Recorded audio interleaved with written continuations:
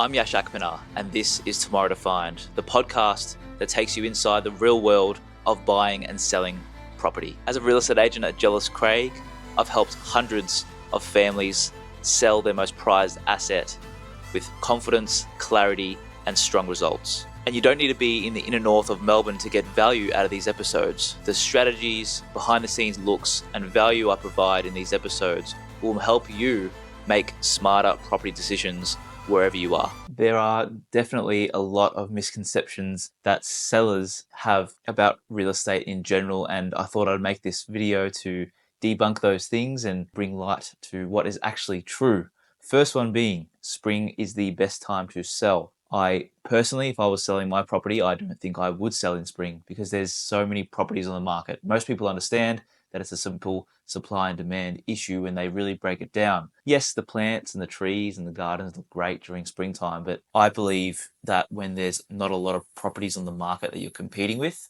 is generally the best time to sell. And a lot of people overlook the winter period. Personally, when I would probably sell my property, there's still a lot of people looking at transacting.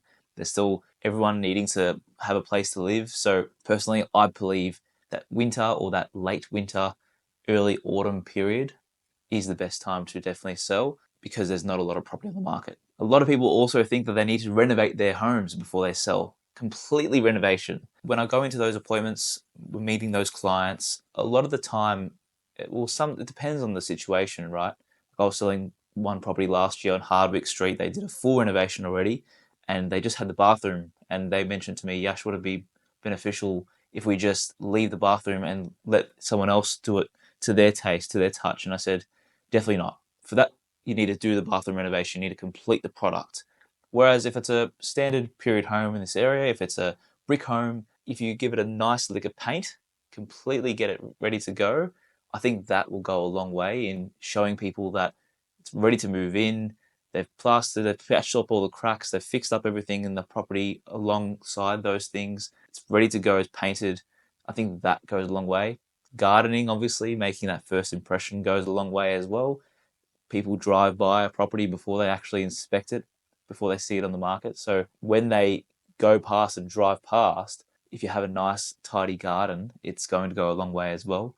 And then the third suggestion I would make is obviously decluttering and potentially styling the property. Depends on whether you live there or not. And that's the third myth, is a lot of people think that styling a property may not introduce a lot of people, they might not care. But again, it depends on the property. If it's a first home buyer property, if it's a 2-3 bedroom home in the inner north, you're going to possibly attract first home buyers. There's not a lot of investors out there, but funnily enough, in the last few weeks, we have seen a few more investors, especially interstate, come into the market. But most of the time, your property will attract a first home buyer. And generally, that first home buyer doesn't have the imagination like you may have done, or especially like we do. We can see past those things. So if it's properly styled, if it's well presented, it's going to go a long way, especially for photos, especially for marketing, to be able to attract that buyer into your property. It definitely goes a long way. Another myth is around method of sale, around whether you do an auction or a private sale. A lot of people think that if you price the property high and negotiate down, that's what's going to get you the best price. Now, there's some agencies that do that love that method. I personally don't, because I believe in trying to create as much competition in the property as possible. And that generally happens in an auction setting. If you get two people that absolutely love a property, that get emotionally invested into the home, competing against each other, wanting to purchase that home over the other person, fear of missing out happens. Some ego gets into play. They get emotional about the property. And that, in my opinion, is the best way forward. Now, a lot of the time, even if we consider an offer prior to auction, we still do some type of boardroom auction prior to the auction, and that still generates a great result because people are in their own homes, they're in their PJs, they're feeling comfortable, they might have a drink or a snack to eat, and as the auctioneer, as myself, as the auctioneer, I give them as much time as they need. It's a bit more of an intimate approach. But on the street at an auction, I think that's the best way to get the best sale price for your property. Another myth that we definitely get a lot is that potential vendors think that all agents are the same. All agents do the same thing as everyone else, and that is definitely so much further from the truth. When you're selecting an agent, or whether you decide to do it yourself, right? But obviously agents do it day in, day out. And there are some good agents in every marketplace, and there's some not so good agents in every marketplace. And it depends, again, on what that agent's ability is. Not all agents are the same. Some agents charge less commissions. Some agents charge more commission. It really just depends on what you're looking for in a person. And at the end of the day, if you feel comfortable with that agent, that's the main thing, because you're going to have a 1 to 4 month relationship, depending on settlement and how long it takes to sell a property. You're going to have a relationship with that agent. So if you trust that person, that's the main thing. And in my past experiences with my clients, that's probably been the biggest feedback, is they trust my opinion. I'm very upfront, I'm very transparent. We even have a system in play with our company that openly allows everyone to see what's actually happening in the campaign live time. So you cannot get much more transparent than that. And then it's just about trying to maximize the price for the owner, for the potential vendor, and the vendor of our clients. So at the end of the day, not all agents are the same. Some agents have been in the area and in the industry for a lot longer than I have.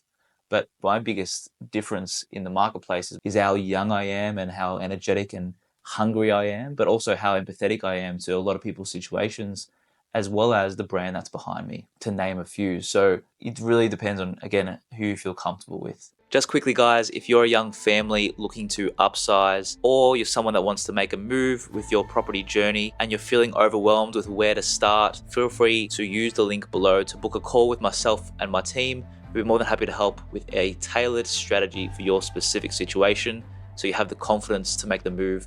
Whether you're looking at doing it now, whether you're looking at doing it down the line, we can definitely assist with any goals you may have. Now back to the episode. This is a funny one. A lot of the time I go into appraisals and meet potential vendors, and they say, online it told me my home is worth 1.3 million. That may not be as accurate as what the actual reality is. Now, these online appraisal tools that you find are very much aggregated around just data alone. They don't actually know what the property is like inside. They don't know the condition of the home and so many other things. So when you go off that, yes, it may be a good benchmark to go off, but definitely getting an in-person appraisal will give you definitely a much more accurate idea around what your home is potentially worth and what it could be worth with potential additions and renovations. So don't always go off what the online appraisal tools are telling you. Some vendors of ours also tell us that open homes don't matter, that the buyers will come anyway. They'll want to do private inspections.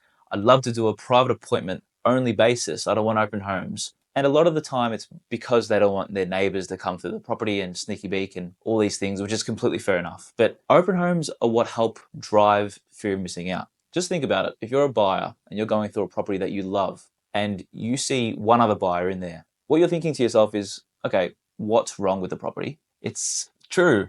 People always think, what's wrong with the property when there's only one other person in there? Okay, there's not a lot of interest in this property. I can potentially get this for a bargain. That's what a buyer is thinking. But if you're a buyer, you love this property and you see 20 other people through the door, what's that changing? You're always thinking in your head, I need to put my best foot forward now, because there's a lot of competition around this home. And if I want this home, I may have to compete at an auction. I want to make sure that my finances are ready. I want to know what my absolute max limit is. And a lot of the time, that absolute max limit, they go over an auction anyway because they get emotionally invested and it's a lovely decision for them. And at the end of the day, again, you're working with these first home buyers and also upsizers, but it's an emotional investment. So they're not looking at so much whether I'm overpaying or not. It's about trying to get my foot in the door and get into the property market, because at the end of the day, as everyone knows, in the long term, in the inner North Victorian market, properties always go up in value. It doesn't matter if you pay an extra 20, 30, 50 grand for a property, as long as you're in the door and it's a property that you absolutely love, that's what matters. That all boils down to that open homes do matter. Open homes matter a lot because it creates that fear of missing out at the buyer, and they see all these other people around them. They know there's going to be competition. I'll tell a story. Late last year, I sold a property on Ankershill Street in Coburg. It's a lovely side street in West Coburg. It's very close to the train line and Sydney Road. And it's a little single-fronted 3-bedroom home. Bathrooms got renovated just a few years ago. Really nice and tidy inside. Now, 2 months prior to that, a competitor of ours sold a property 2 doors up from that property. And that sold for $940,000. Now, we use that as a direct appraisal because it's the exact same product, right? It did have a separate laundry, but it wasn't as presentable inside. What I said to my vendors is yours is probably worth somewhere between 950 to $1 million. I think you get better natural light coming through. Ours will definitely be presented better with our stylists. That's probably what you can aim for. And our vendors said, great, that's good. Let's aim for that. They wanted $1 million. Now, we had an advertising campaign. We went down the property market path and getting buyers to the door and conducting open inspections, calling old lists of properties and buyers that have been through those properties. And in a week and a half, we ended up getting an offer for $1,030,000. My vendors were over the moon. They definitely said to me, Yash, put it on the market. Don't even risk going to auction. Let's do it. But I said, trust the process. Let's trust this process and see what else we can get out there. So we verbally accepted the offer. We put it out to everyone else. So we told them, look, we got an offer of $1,030,000. If you'd like to contest the offer, please do so. Feel free to come along and let us know where you stand, and we can potentially go to a boardroom auction if there's competition. Now, we did that for 24 hours. After 24 hours, 4 buyers came and contested the offer. We ended up selling that property for $1,150,000. And that was an incredible price in the time of the market, especially because 2 doors up sold for $940,000 2 months later, 2 months before, I should say. Now, that doesn't always happen, right? There sometimes is a property a few doors down that sells for $1 million, and our vendors think it's better, or our vendors think that their home is better than that and they should get more. But it doesn't happen all the time. It's different market conditions. It's the agent's ability to negotiate and conduct a successful campaign. It's what buyers you can bring through the door. There's so many different factors involved. But what I'm trying to say is it doesn't always matter what a property on the street sells for. It may be a completely different property, or it may be a similar one, and you just get lucky. Lastly, what the biggest misconception is in the marketplace for our potential vendors and clients is that if they wait longer, they will get a better sale price. Now, this couldn't be further than the truth. And the analogy that I always share with my clients is, look at bread at a supermarket. The longer that bread sits on the shelf, the lower the value gets, right? You want something fresh. And that's a similar way of looking at your property sale. If you stay on the market for months on end, it will be a lot harder to sell. We generally find our main buyers in the first 2 weeks of the campaign. That's why our average days on market at my company and my team are around 24 days. So we don't have to wait for the whole campaign because we generally find our buyer in the first 2 weeks of the sale campaign. So that's the same with most properties. The longer you wait on the market does not mean that you'll get a better sale price. And look, we're happy to wait as long as it takes to get that best sale price. But at the end of the day, what generally happens is that you find that ready to go buy in the first 2 weeks. That's when there's the most exposure to the property. That's when there's the most fear of missing out in buyers. And that's when you can generally strike a deal. So if you don't have a buy in the first 2 weeks, it's okay. But I would be slightly alarmed if the property's been sitting on the market for 3, 4, 5 months on end. That may be a different issue. If you got value from today's episode, don't forget to subscribe to receive all of the insights, real-world strategies, and tips and tricks that help you sell smarter and move forward with confidence. If you'd like more support, feel free to check out the link in the show notes below to get more free resources and tips and tricks that can help you move forward as well. If you'd like more support, feel free to click the link below and book in a call with myself. I'm more than happy to help with any tailored strategies for yourself and your family's specific situation. And if you'd like to find me on socials, my handle is Yash Akpana on most platforms, where I also provide more insights and real-world strategies. See you next time.